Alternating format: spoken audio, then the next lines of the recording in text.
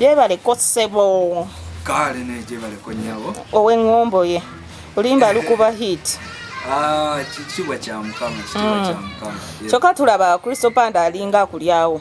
Kristo Panda ngali awani. Gwe. Awo muwe mudde. Yakoze bibye nakoze byange naye gwe ziwulirize zombi olondeko. Soko tuwemu akapeera abalabi ba ABS. Tuteze ABS biruma abayaye. Bino bye biruma abayaye ne kano ka hiti kiruma abadongo. Bino bye biruma abayaye kati mvuga sitegwe biruma abayaye. Bino bye biruma abayaye buli ali ku ABSTV mu bikole biruma abayaye show time. Leso. Ekisinga okutunyi okujiruma abantu.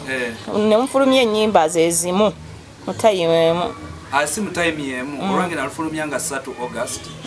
Yaddako okukola yalufulumya isewo week ngemu. Ne bwogenda n'obikebera kubanga je luli ku digital platforms ku tukumanyi ngo Nigeria oli mu Uganda muki zeni mu Uganda ni musajja musoga management yo ye siza ku mwena abasoga banange abantu mwena aba Uganda zendi musada musoga bande tabuka chimi yebo management yo eriwa asazi nokola ne Bantu Productions nenga series signed na management yonna zenkolanga independent artist batugamba nti essente wagenda no winninga ekyali ekimomonte ekyessente abasoga ne bazigwamu awa kyonera ngamba kimuti kitibwa kya Mukama ate kyonna nkidize eri buli creative nti oba muyimbi oba dancer oba comedian olina kukola kintu ng'ekintu kyokola kiri kya quality y'amaanyi newekkiririza ne mu kirota abamu agamba nti nze simanyi kola kino oba ne bamuzaalawa ne bw'olemerako oyiga n'okola so opportunities zonna zigenda okujja because of effort gy'oba oteekamu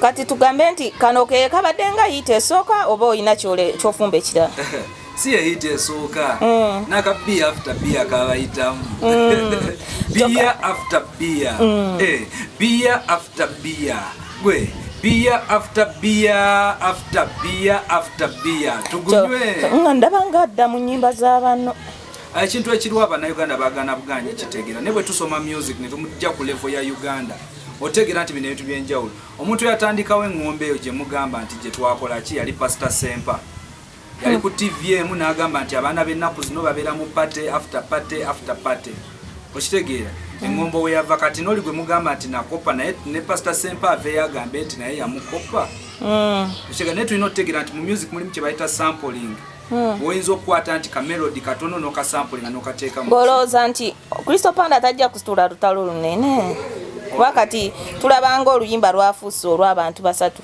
bwe yakozeeko ne kolabo ate n'addamu naawe n'oluddamu ate ng'alina lwe yasooka atufasi nga tanakola kolabo no ekintu ekiriwo kiri bwe kiti nakola oluyimba luno ne ndufulumya nga 3 August okitegeera nga teri muntu yenna yenna akoze luyimba lwa biruma abayaye olwa Kristo Panda lwafuluma yafulumya ka clip ku Instagram akuti omuntu yampeereza message nangamba olabye Kristo Panda akoze eki oluyimba lwaffe nga wayiseewo ennaku 4 official audio nagirelease nga wayiseewo wiiki eki ate nga bino bitotwala bigambo byange negenda ne ku YouTube okebere oba genda ku iTunes okebere okitegeera because data akola ki abeerayo olabe dates ennyimba zino zonna we zaakola ki we zaafulumira okitegeera ekintu ekyo kati abalabi ba ABS basuubire ki abalabi ba ABS video yafulumye twagitadde eggulo yabiruma abayaye twabikoze nenga ekyamakulu ennyo nti tuve mu binaani yakoze ekyani yakoze ennyimba zonna muzifune gwe lwosigaza mu simu lwoba osigaza mu simu lwojjeemu okitegeera